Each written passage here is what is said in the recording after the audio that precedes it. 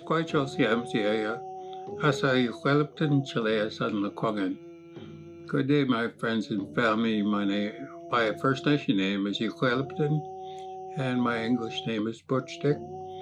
And we're just here to have a conversation today. I was thinking about this morning, and I thought about not only salmon, but all fish, and all our relatives that swim in the water.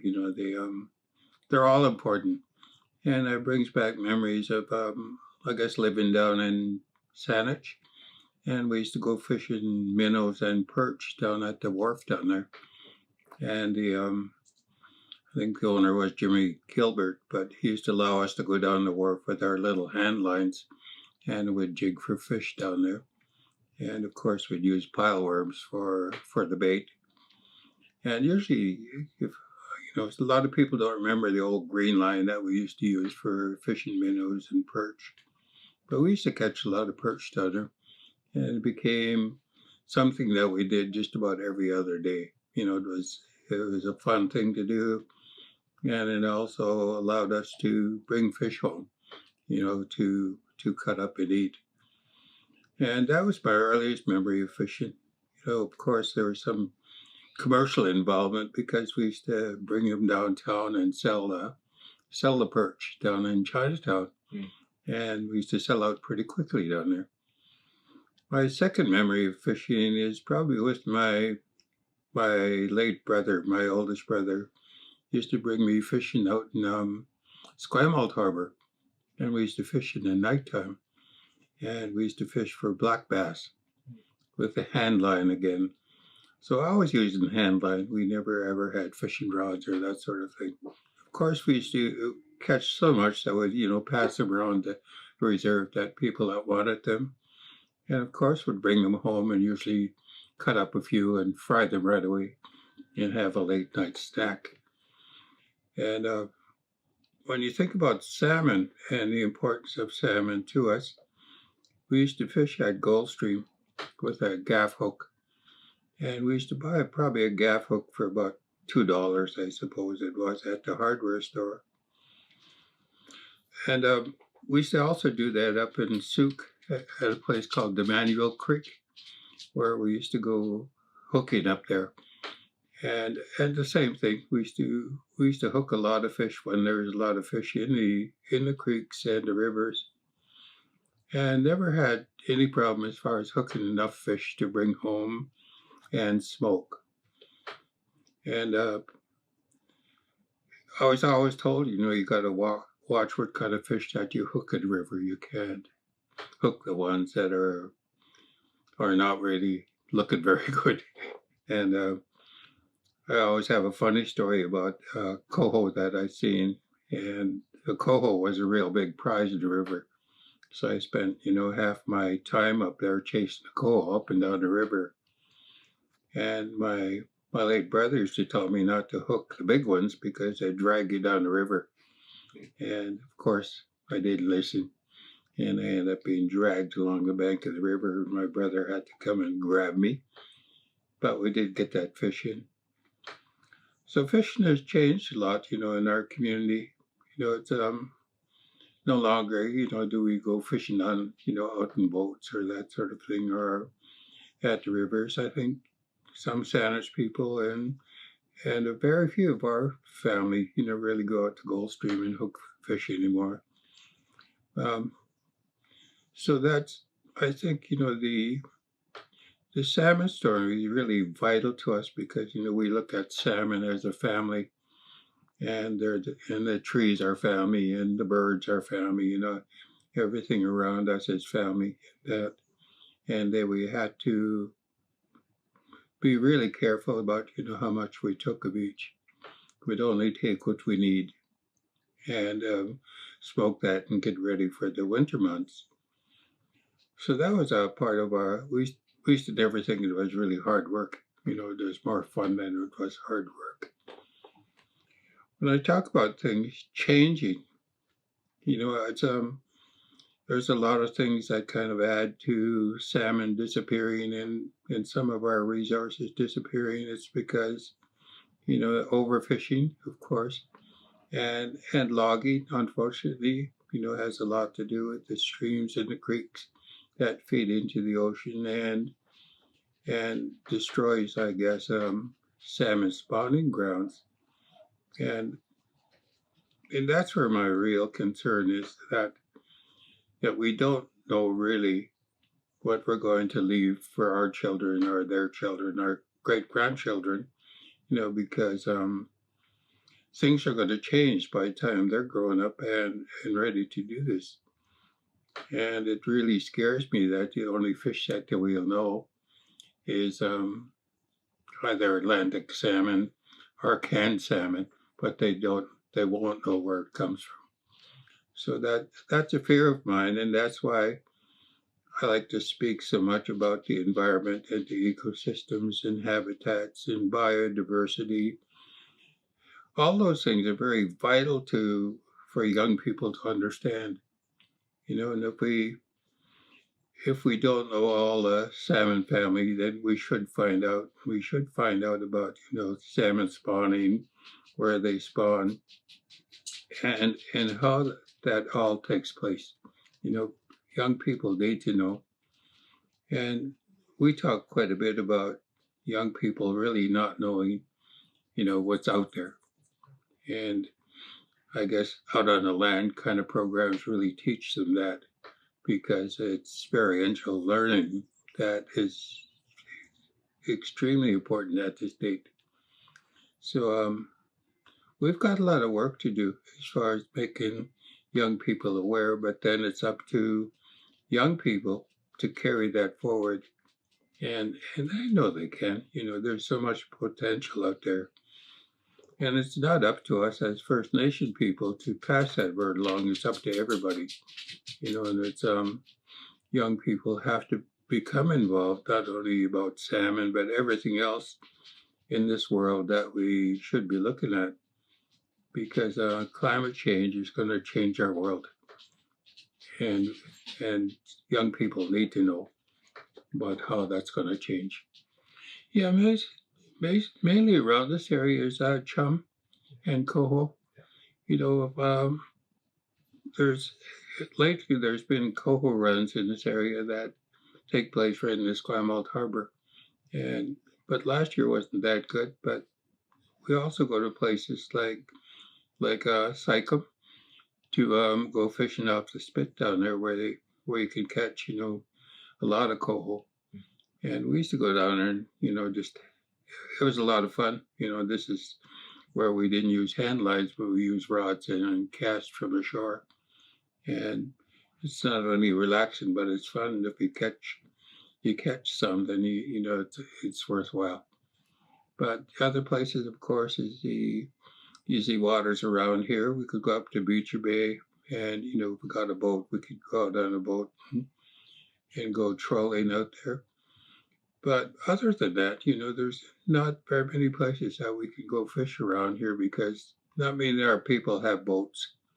And so that's the only boats we had when we went fishing down the Esquimalt Harbor was a rowboat that my uncle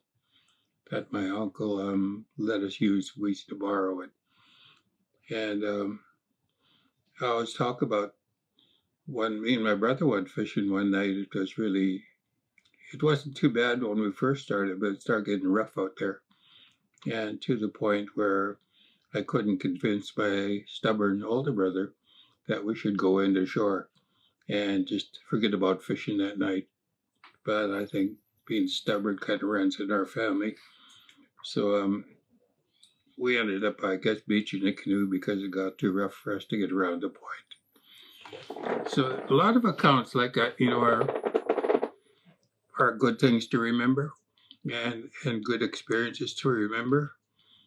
I can remember well when I worked with the Friendship Center that we brought a bunch of people that lived in the urban area out to Souk, and we went there and hooked fish. And, they had a blast. They thought it was the greatest thing ever. And to the point that we had all this fish and we had to do something with it, so we passed it around the city. And then we actually had the great idea that we should build a smokehouse. So we built a smokehouse down by my brother's place, and the guys that were with me, most of them knew how to cut fish, and it was just a fun thing to do, and it's something that brought them back, to some of the things that they've been taught. And none of us were carpenters, so I think that building probably didn't last very long. But it served its purpose, and it was just pretty exciting. I think health speaks to the fact that there's not very much anymore. And I had mentioned, overfishing because there's other countries that fish outside of our boundaries, and they take everything, not only salmon, but everything that's in their net, including sharks and dogfish and everything else. So I think that's a danger to the world, even though it probably has to do with their economy. But it does deplete, the fish that we have. And the other part, I guess, is our American neighbors who fish or overfish before the salmon get to Alaska. So a lot of the good fish head up way up north these days. So there's not very much fish. And along with that, our whole ecosystem is changing because of us, really. It's because of things that we put into the water, and I guess what they call microplastics that they find in just about all fish and everything else. But just about everything you can think of that lives in the ocean is being affected right now. And some of it's because of us again. And just a not a funny story, but kind of a sad story. They put otters, into our land over at Discovery Island, and the otters, they've cleaned everything out there, everything that they can eat, because they're ferocious eaters. They eat everything. So when they start changing the system around, that's what happens. They probably didn't realize what they're doing, but now it's happened. So things like that you mess around with nature, then things are going to happen with out there in the waters. So it's kind of scary. It's probably more than scary if you go along the waterfront. You don't see any ducks, you don't see anything. And my mother used to bring us harvesting along the Victoria waterfront, and would start at Clover Point and work our way right to the breakwater. And we used to end up with, a couple of bucketfuls of clams, oysters, mussels, what they call rock stickers. I don't know the real name, but those things are all disappearing now. And the other thing I think of quite often is that, we already stand in line to get food fish. And is that what our future is going to look at? That, we get our little number of food fish in, and we have to be happy with that. So that's a big point, because, we used to go and fish our own fish and get our own fish, and all those resources are disappearing to the point that fishery allots us fish per family. So to me, that's wrong, but I always feel sad. But, we have to take the fish because we need it, just like we used to.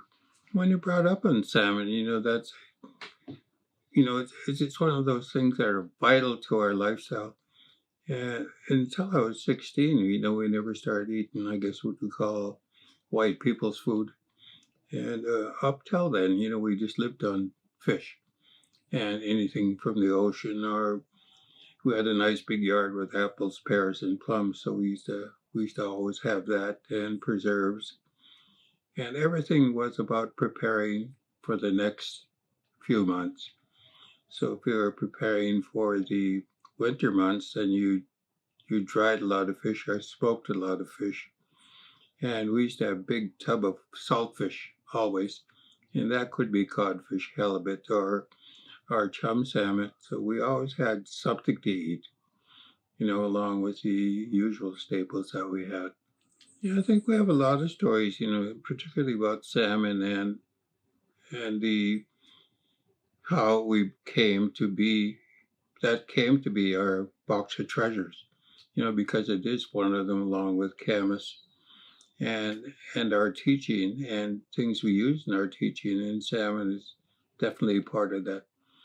I can remember going to Goldstream and attending a first salmon ceremony that was done by the Sanish people, and I happened to hear about it, so I went up there and watched it, and really couldn't understand till later what they're actually doing and how the first salmon that you catch has to be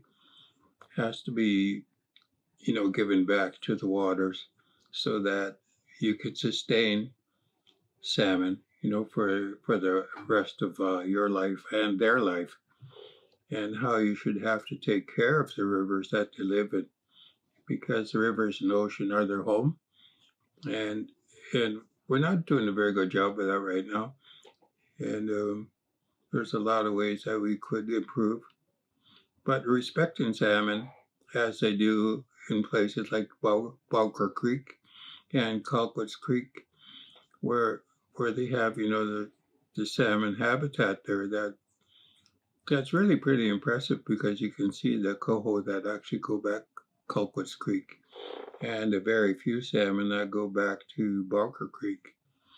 And I think involving ourselves in those kind of things along with the young people, it's hands-on learning. And we talked about the fish tanks that they bring to school, which is all very fine, but we realize that it's not natural that fish don't come in tanks, and a lot of young people don't realize where the fish comes from, except for the families that are really involved that actually do go out fishing or talk about fishing. It represents the environment, and the and all the other things around that, the ecosystem habitat and biodiversity.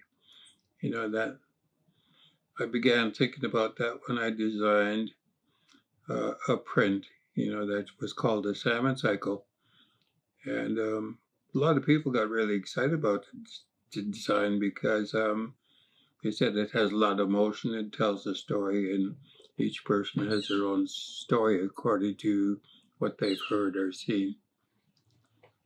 Do you mind just holding that up for Yeah. the camera so we can see that?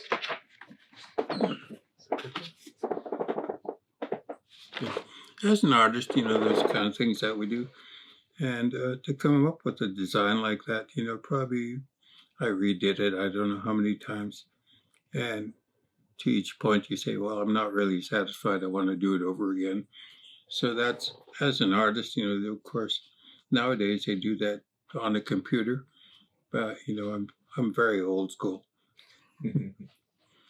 I think obviously, that some of the things are really hard to approach, such as plastic bottles and plastic bags and styrofoam and all the other things that get dumped into the ocean. And I think awareness is the biggest part of it. That I know when the chum salmon are spawning in Goldstream, that a lot of people visit it, and they have like an informational booth that you can get more information there, and also learn about the different salmon family. It's a big family, and that's a part that we can do, I guess, and attach First Nation names to all of that. And I always can remember only Qualach, that because Elder Tom Sampson told me that all the fish that go up the river are Qualach. So. I think as teachers, I think there's a responsibility that to teach young children and students about climate change and how that's affecting our world. And it's really their world. It's when things start changing the way they are with the different kinds of weather or extreme weather that we're having, then the world is going to change if that's going to keep on. We can slow it down or we can sustain it, but at this point, it's really hard to see that we can really do something about it unless, what kind of legacy we're leaving, the younger people of today. The legacy, the legacy should be actually them saying, I want to learn more. As always, such a pleasure sitting with you, and your generosity is just something that I always reflect on in my life. All of the people in these communities and in my life who have been, shared so generously with me. I'm so grateful for you and all that you've done in education. You really have blazed the trail for us to follow. So we walk on your shoulders.